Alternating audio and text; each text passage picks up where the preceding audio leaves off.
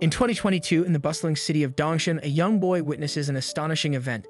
A mysterious dungeon entrance materializes at his own doorstep.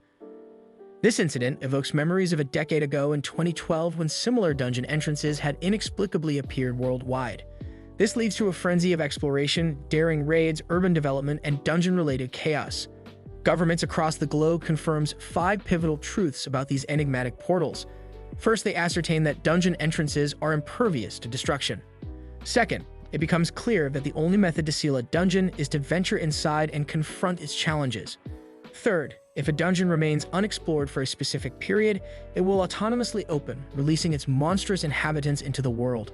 The fourth revelation is that those who ventures into dungeons and survive would emerge significantly stronger. And finally, the most unsettling knowledge is that, regardless of the weaponry employed, even a nuclear weapon can't eliminate the highest-level dungeon boss.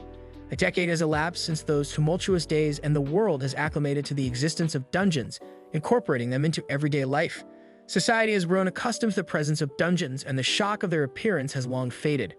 Governments have become less stringent in controlling information about dungeons and the adventurers who delve into them. Even Canadian media now features Adventurer Weekly, a source of information and research. For the average person, becoming an adventurer represents a rare opportunity for wealth. However, they remain oblivious to the grim reality lurking beneath the surface. The numerous medium and low-level adventurers who have lost their lives, as well as civilians who ventured into dungeons and never returned. Chen, a best-selling author with financial security, is well aware of this dark truth. 5 years ago, the death rate for beginner-ranked dungeons stood at a harrowing 50%. Given his financial stability, Chen has no intention of risking his life in such ventures. So he decides to let the officials deal with the dungeon and move elsewhere. But soon as he picks up his phone, unsettling news comes to his attention that a guild member in Shanghai has been arrested by the police, suspected of murder and involvement in the illicit resale of dungeon entrances, leaving Chen apprehensive. This unsettling revelation changes the course of Chen's thoughts. He was tempted to report the dungeon entrance he had discovered, as it would potentially earn him a mysterious treasure as a reward. But the fear of repercussions looms large in his mind. Since a new dungeon entrance can only be used about 10 times, Chen believes it is impossible to sell to businesses because they will send people to watch over and control him even if they don't kill him before the usage of the dungeon reaches 0. Moreover, leaving the dungeon unchecked means that it would expand over time, unleashing monsters into the world and causing untold chaos. If Chen doesn't act, he can find himself in prison for the collateral damage that would inevitably occur. In his quest for more information about the dungeon, Chen stumbles upon a ray of hope. He learns that the survival rate within the dungeon is 80%, and the missions primarily revolve around hunting and escaping. 2 days later, Chen receives a package containing a suit of chainmail. The delivery person can't help but inquire whether Chen has come across a wild dungeon. Chen, hesitant to reveal the truth, states that he merely wants to engage in some adventurous activities with his friends. The delivery person, with a cryptic response, merely states that there is no particular reason for his inquiry. Undeterred by the strange encounter, Chen dons the metallic armor suit and equips himself with the firefighter's axe. The armor, though weighty, does not hinder his movements, and he is ready for the challenges that lay ahead.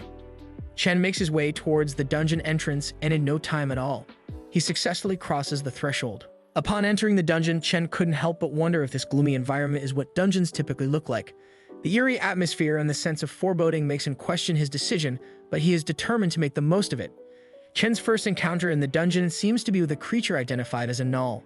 He can't help but feel a surge of relief when he realizes that his purchase of chainmail wasn't in vain. The sturdy armor will provide him with the protection he needs in this perilous place. His heart races as he prepared for his first battle. Newcomers to the dungeon are allowed to access a status window, and Chen wastes no time in seeking out his. He is pleasantly surprised to discover that his attributes are above average. His strength and agility stand at 9 points, while his physique and sense are at 10 points. His charm is at 11 points, and his wisdom, the standout attribute, is at an impressive 16 points. Normal people, he learns, have an average of 10 points in each category, so he is already slightly above the curve. However, 8 points are considered trash, while 14 points are deemed excellent. Chen marvels at his extraordinary wisdom, which is quite rare for a level 1 adventurer. As he delves deeper into the dungeon, he examines the details of his mission, Murloc's Hunt Season. The challenge is rated at level 2, and the exit condition requires him to kill any murloc. The clear condition, however, is to eliminate an entire team of tidal murlocs. Chen is taken aback by the seafood-centric nature of the mission, given his unfortunate seafood allergy. Despite his disappointment, he resolves to press on. Chen's journey through the dungeon is far from uneventful. He encounters a lone murloc and decides to ambush it. He leaps out of the bushes with the intent to strike, but the murloc displays unexpected agility, dodging his attack. Chen is left astounded by the creature's swift evasion. Meanwhile, the murloc realizes that its leader's warnings have not been in vain. Adventurers have indeed infiltrated their forest. After a tense struggle, Chen manages to defeat the murloc, but not without considerable effort. This close encounter leaves Chen questioning the mission's difficulty. If a single murloc can push him to his limits, he dreads what will happen if he faces an entire team of them. In a moment of surprise, a notification pops up indicating that he has leveled up to 2. Chen is intrigued to find that he has also gained a new title, can fight murloc one-on-one. He can't help but think that this is more of a mocking title than a prestigious one. Chen decides to call it a day, recognizing the need to boost his strength and attributes. He contemplates hiring a coach to train him and help him prepare for the dungeon's challenges once he is more powerful. As Chen emerges from the dungeon, he is utterly exhausted. Suddenly, a notification informs him that the mission has been completed. Chen remembers that dungeon missions typically reward participants with items. Anxiously awaiting the outcome, he silently hopes for a potion that can permanently enhance his attributes. The result gets revealed, and Chen receives an E rating, which leaves him initially disappointed. However, he decides to investigate the function of the thermos he has been awarded. With a swift examination, he discovers that it can store 500 ml of pure water and is upgradable. Disgruntled, Chen angrily tosses the thermos to the floor, frustrated by its seemingly useless nature. Chen arrives at Dongshan and goes to meet Ran, the fitness trainer he hired to help him improve his physical condition. He's taken aback by the fact that a place as small as Dongshan has a specialized fitness instructor for adventurers and adventure candidates. Even though the expenses for a year of training are enough for Chen's new book's copyright fee, Chen believes it's a worthwhile investment to make his body stronger.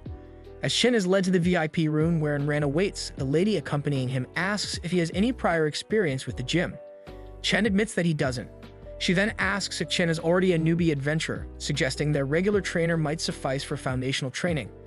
Chen realizes he's been asked a straightforward question and explains that to become an adventurer, he needs specialized training beyond what a regular trainer can provide. Nervous about meeting the city's best trainer, Chen is surprised when the real trainer Ran doesn't match his expectations. Rather than a muscular man, Ran appears to be only handsome. The confusion is quickly cleared up when a genuinely strong and muscular guy arrives. Chen's trainer Ran is a AAA ranked trainer at Whale's gym. Chen starts his training with bench presses but struggles.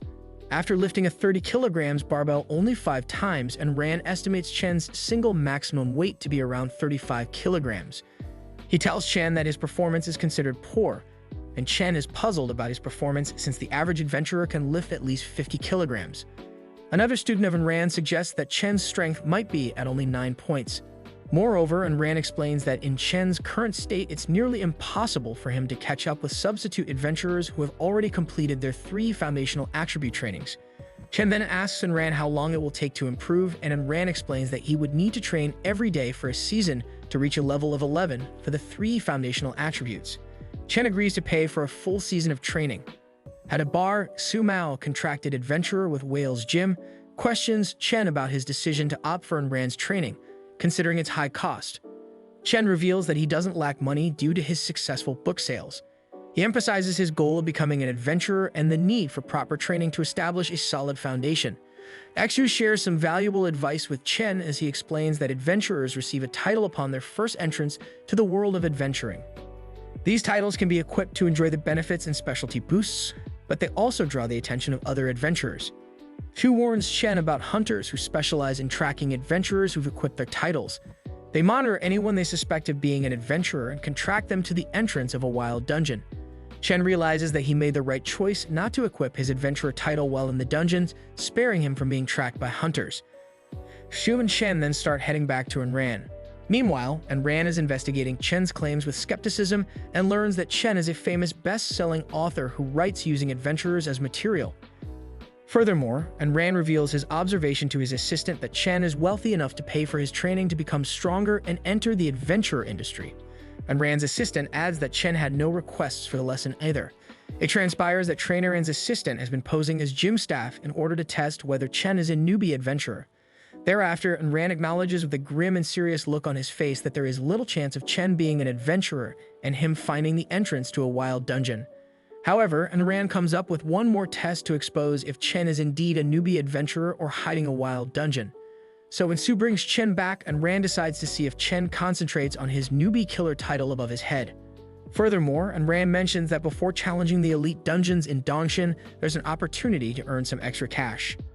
Upon his arrival, and Ran informs Chen that the contract document is ready for signing. Chen is still amazed by the presence of a AAA ranked trainer at Whale's gym as he pretends to ignore N's title of newbie killer above his head. Chen then departs with the lady to finalize the contract. Meanwhile, Ran confides in Su about his observations regarding Chen.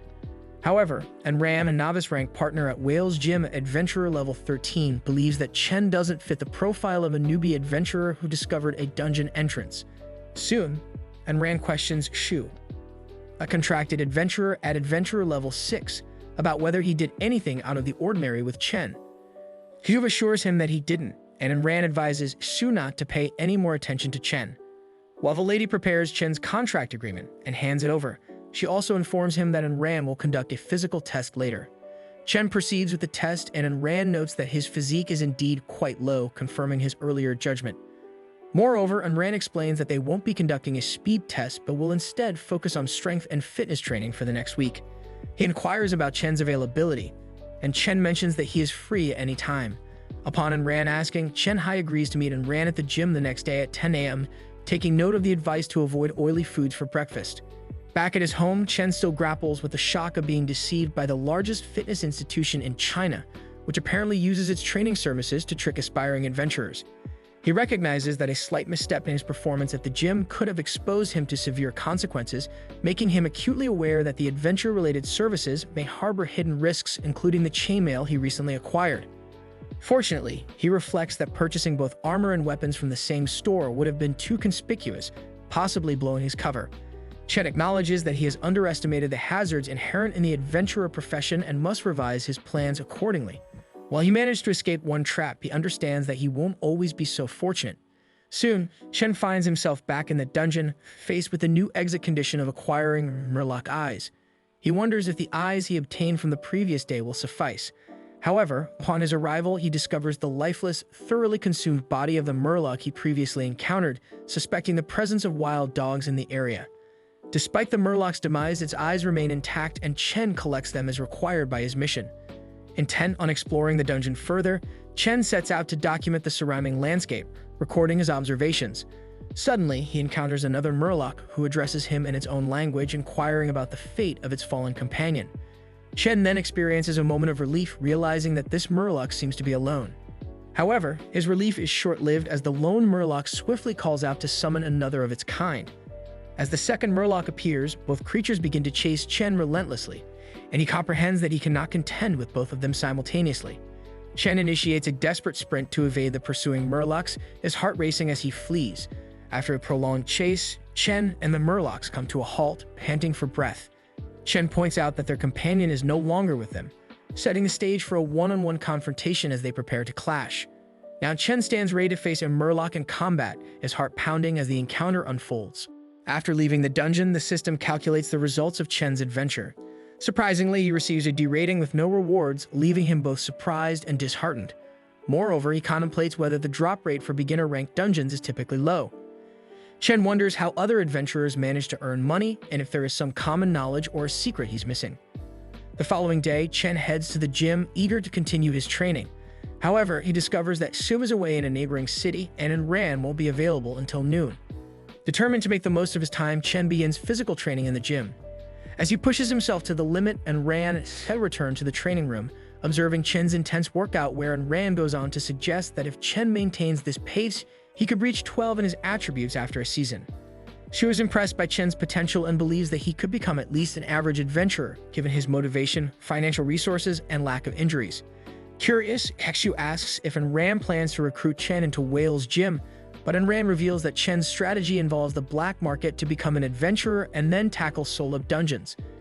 Chen shares his reasons for this approach and emphasizes the urgency of becoming an adventurer, as he anticipates the black market prices rising, potentially making his goal unaffordable in the future. At a burger shop, Chen realizes that Su and Ran no longer see him as a beginner-rank adventurer with a wild dungeon.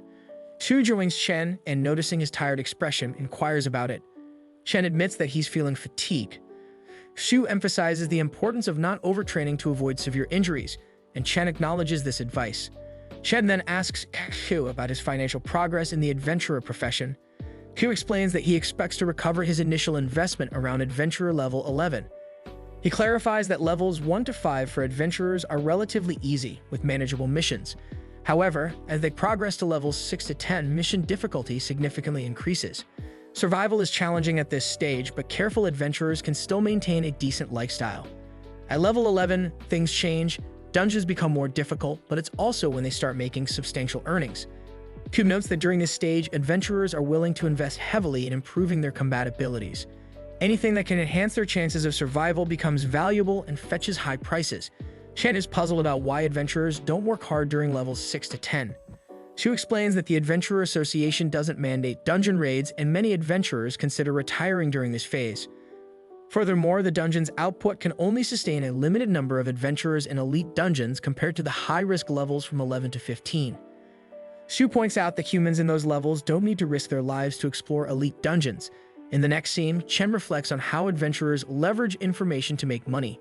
Chen is shocked to learn that in the same dungeon, adventurers can only claim rewards for a mission once, regardless of how many times they complete it. Despite his initial hesitations, he dons his chainmail and decides to attempt soloing the dungeon. He recalls Xu's advice to gather information before proceeding, but to his surprise, this time's exit mission doesn't require combat. Fortunately, with Xu's guidance, Chen brought a drone to aid him in the Finding Lake mission. While flying the drone and surveying the area, he encounters a strange creature that suddenly growls at his drone. As the creature suddenly growls, alert to Chen's drone's presence, Chen is gripped by a moment of curiosity, pondering whether this bizarre entity might be a murloc. Although the creature's appearance and the aura it exudes differ significantly from the murlocs he's encountered before, Chen can't help but lean towards the conclusion that this might be an especially high-level murloc endowed with formidable combat prowess. Deciding not to let this potential threat distract him, Chen continues to focus on controlling his drone. His plan is to fulfill his mission first and then circle back to investigate this unusual creature. Meanwhile, the growls of other murlocs reverberate throughout the dungeon, creating an eerie atmosphere. Chen's exploration eventually brings him to a startling discovery: a massive forest lake nestled in this labyrinthine environment. It's an unexpected sight, and Chen is taken aback by the presence of such a significant body of water in this place. He deduces that this lake fulfills the exit condition for his mission, signifying that his primary objective is within reach. Just as he's about to move on to the next phase of his mission, an abrupt system prompt disrupts his thoughts, indicating that the map of the dungeon is undergoing transformation, accompanied by a rise in its rating. An unsettling feeling sweeps over Chen as he senses an approaching presence. Turning his head, Chen locks eyes on an orange special murloc emerging from the forest. The creature halts abruptly and lets out a menacing growl, startling Chen with its sudden appearance. He's taken off guard by this unique and dangerous adversary. The orange special murloc launches itself at Chen with a fierce charge, aiming a powerful strike at him. Chen's reflexes and agility come to his rescue, enabling him to efficiently evade the charging attack. While he successfully dodges the brunt of the assault, the sheer force of the impact causes Chen to stagger backward. It's a stroke of luck that his quick reactions saved him from a grievous injury. Regrettably, the intensity of this unexpected encounter takes a toll on Chen's new drone controller, which sustains damage during the chaotic confrontation. Chen takes notice of this setback and a sense of discouragement washes over him. However, he quickly recovers his composure, understanding that this isn't the moment to dwell on such misfortunes. Complicating matters further, two regular murlocs join the unfolding scene, escalating the level of danger. Despite the growing adversity, the orange special murloc prepares for another charge, leaping at Chen with clear hostility. The outcome hangs in suspense as the confrontation intensifies, with blood beginning to splatter in the midst of the chaotic and perilous struggle. Amidst this dire situation, Chen finds himself at a place he had never anticipated, backed into a corner by a menacing horde of murlocs. Disarmed and defeated, he kneels, his axe now out of reach. An unexpected twist occurs when the distinct orange murloc, the leader of this group, conveys its disappointment with the encounter. It abruptly abandons Chen, leaving him to the mercy of the remaining murlocs, and retreats from the scene. As Chen faces this grim reality, he contemplates his choices and decisions. Regret begins to creep in as he muses on the unexpected turn of events. He questions whether he would have embarked on this dangerous journey as an adventurer had he known it would lead to this precarious situation. His thoughts, however, betray his own awareness that the consequences of venturing into the dungeon were clear from the outset. Chen's dreams and aspirations of becoming an adventurer have fueled his actions over the past few years. He fantasized about living a life akin to the main characters in his cherished books, experiencing the thrilling and nerve-wracking adventures that came with it. This inner conflict unravels as he confronts the reality of his own fears and self-acknowledged cowardice. Despite his reservations about his combat abilities and the fear of death, an unexpected surge of determination and bravery surges through him. In a bold and fiery display, Chen reclaims his axe and raises it, slashing it through the air with a resounding yell. He declares that he will not meet his end in this forsaken place, asserting that he is indeed an adventurer. This sudden act of defiance catches the attention of the orange special murloc. As the showdown unfolds between Chen and the remaining murlocs, his thoughts shift towards the trump cards at his disposal. He ponders what resources he can still utilize to turn the tide in his favor. Recollection strikes, and he remembers his unique title, Can Fight Murloc One-on-One. Without hesitation, he activates this title, which instantly equips, accompanied by a system prompt that details its effects. The title grants Chen the ability to automatically identify the strongest murloc nearby, providing insights into the target's strength, agility, and sense. Furthermore, this title bestows enhanced attributes upon Chen, granting him an increase of 1 point in strength, 8 points in agility, and 6 points in sense. Empowered by his newfound abilities, Chen swings his axe with newfound vigor, cleaving a murloc in front of him in two. As a result, he experiences a heightened sense of lightness in his body and newfound strength. The surrounding murlocs appear to move at a slower pace, and Chen even begins to wonder if his vision has improved alongside his other enhanced attributes. As this transformative battle unfolds, the orange murloc arrives back on the scene, seemingly astounded by Chen's newfound strength and capabilities. A fierce determination fuels Chen as he gradually advances towards the orange murloc, a confident grin on his face. He boldly asserts that the orange murloc is the sole adversary left standing, but the orange murloc growls back, cautioning Chen. Chen understands that even with his newfound speed, his chainmail will cause him to move more slowly than the abnormal murloc. In order to have a chance of severely hurting the murloc while taking the attack of the murloc, Chen devises a plan which he decides to forego his head defense and use it as bait. Excited by this life-or-death circumstance, Chen quickly and effectively executes the plan, spearing the murloc in the head.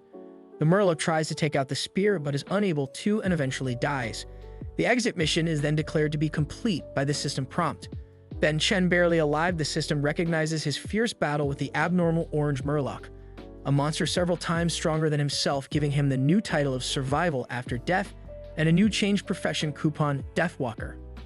Chen also receives a one-time use item upgrade coupon and a system-generated reminder to use the upgrade coupon on his regular thermos. Almost lifeless, Chen uses the upgrade coupon. Chen upgrades his thermos, turning it into an HP recovery potion that can be used to heal his injuries and restore his physical energy. Moments later, Chen finds himself sitting on the dungeon floor, sipping on a mysterious curative potion. The effects of the potion are extraordinary. His wounds begin to mend rapidly, as if touched by magical healing. Lying back on the ground, Chen lets out an exclamation of delight, overwhelmed by the refreshing feeling of his injuries disappearing. A few minutes passes, and when Chen rises to his feet, he is taken aback by the fact that his body has completely recovered from the harrowing battle. Eager to understand the changes that have occurred, he opens his status window, only to find a surprising development. His sense attribute, previously unnoticed, has climbed to 11 points. This takes Chen by surprise, as he has not expected such a significant boost in this particular attribute. His newfound sense of vitality and curiosity leads him to check on the exit mission that he has completed. Opening the mission tab, he discovers that the challenge difficulty is no longer defined. The new exit mission presents a daunting task: survive for 3 minutes while being pursued by an exceptionally strong murloc. The clearance mission is to destroy the murloc's hatching pond, a mission that, by its description, appears far beyond his current capabilities. Realizing that he is not yet prepared to confront such a challenge, Chen gathers his belongings and begins his exit from the dungeon. After exiting, something unusual catches his attention. As he approaches the entrance, he can't help but notice that it seems larger than before. Chen ponders whether this is a mere trick of the light or an actual transformation. However, when he attempts to enter the dungeon, his hands are abruptly repelled.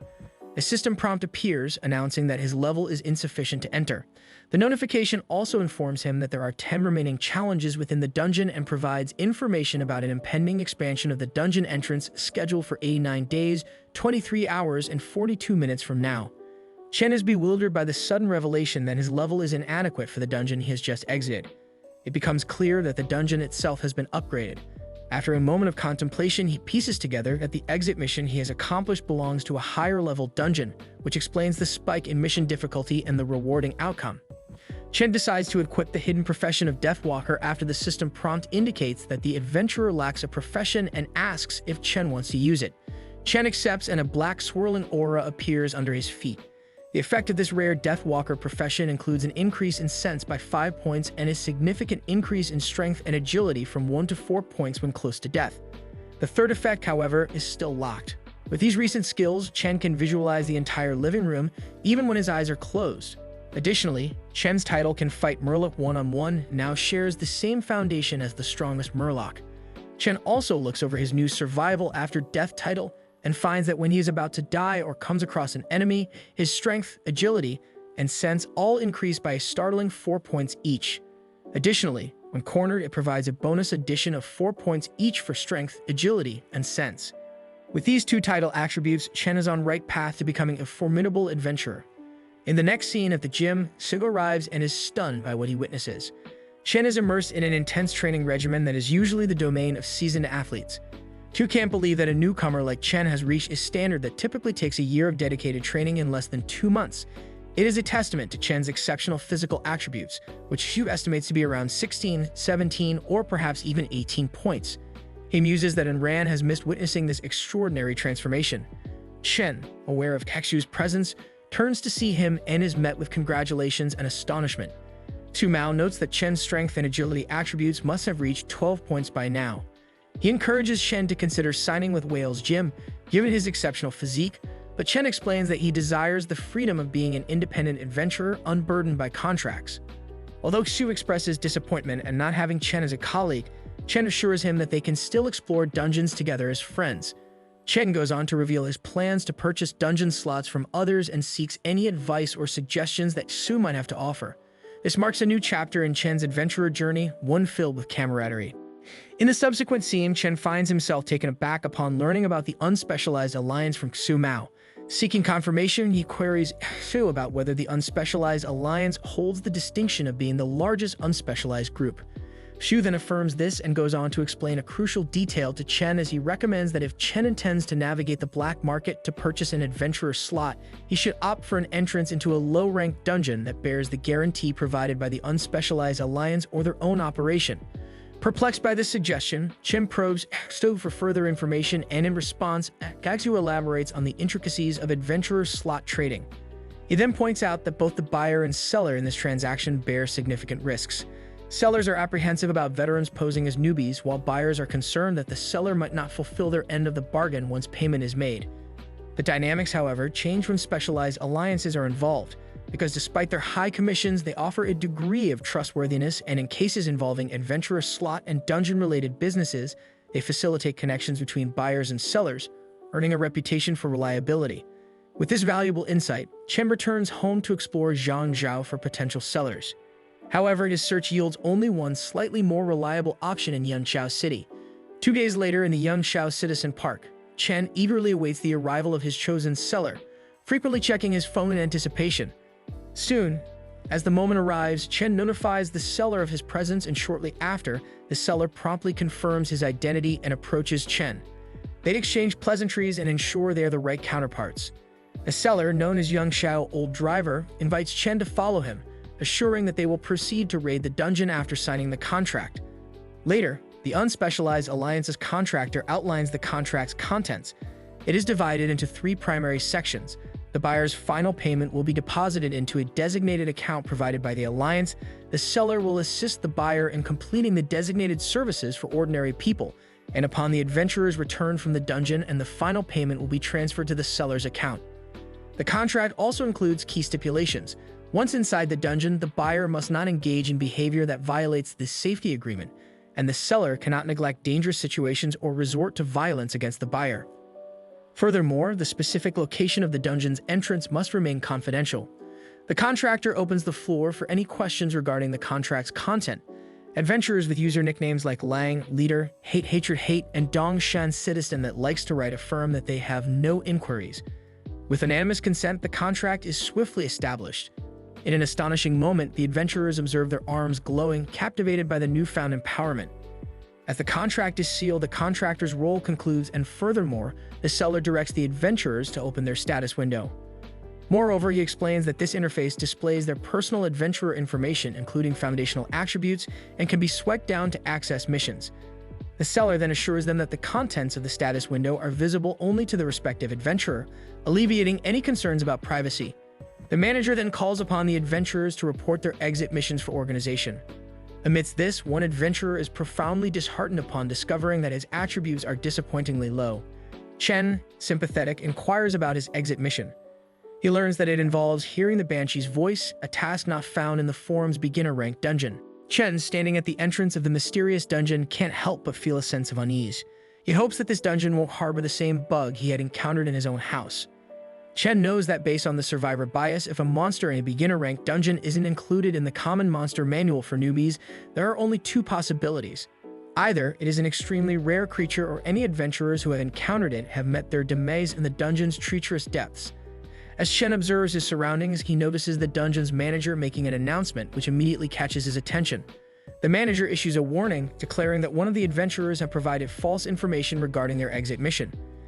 The adventurer defends himself, claiming that it is a bug, and that his real mission is really to collect high-value herbs. However, the manager appears skeptical given the adventurer's status as a newbie, and doubts that such a mission could be assigned to someone with their limited experience. Just as the situation becomes tense, the seller arrives on the scene, advocating for leniency. The seller explains that the adventurer is new and unfamiliar with the rules, which can account for the mistake. The adventurer quickly seizes the opportunity and requests for another chance. The manager, while agreeing to give him another shot, warns the adventurer not to repeat the offense. The seller then calls on all the adventurers to state their exit missions truthfully. Each adventurer describes a variety of missions, including finding the lake's banshee, gazing at the banshee for 10 seconds, and listening to the banshee's haunting melody. One of the adventurers inquire about the difficulty of these missions, prompting the manager to explain that their ease or difficulty depends on the circumstances and the presence of other predatory creatures. Curious about the manager's actions, one of the adventurers asks the seller as to what the manager is doing, prompting the seller to explain that he is summoning the banshee. The seller's response leaves the adventurer surprised, but there is little time for further questions. As if on cue, the banshee materializes from the lake, capturing the attention of all the adventurers. They each proceed to complete their exit missions, and Chen is no exception. He double-checks his own mission completion by opening his status window. With the missions accomplished, the seller advises the adventurers to wear earplugs, explaining that the banshee is about to sing. One adventurer, perhaps curious or bold, inquires about the consequences of not using the earplugs. Chen, unaware of the danger, hesitates briefly before noticing that his nose is bleeding. The banshee's song has triggered a physical reaction even in such a short exposure. Fortunately, Chen manages to put on the earplugs in time to prevent further harm. Chen can't help but feel a sense of foreboding. This dungeon creature, not found in the newbie's common monster manual, appears to be as dangerous as it is terrifying. The banshee's song has an eerie, almost supernatural quality, and its effects are far from benign. The manager decides to send the banshee back into the lake and ensures that all adventurers have completed their exit missions. It is then that an adventurer raises concerns about the valuable plants and minerals within the dungeon. He questions whether the manager intends to keep these resources for themselves, since he is eager to send the adventurers back. In response to the adventurer's remarks, the manager fixes the adventurer with a stern and intense gaze. The situation is escalating, and the outcome remains uncertain in the depths of the mysterious dungeon. Is a fight between this newbie group and the manager about to break out? If so, will Chen be able to survive and exit unscathed? Get us to 50 likes and subscribe for the next episode recap.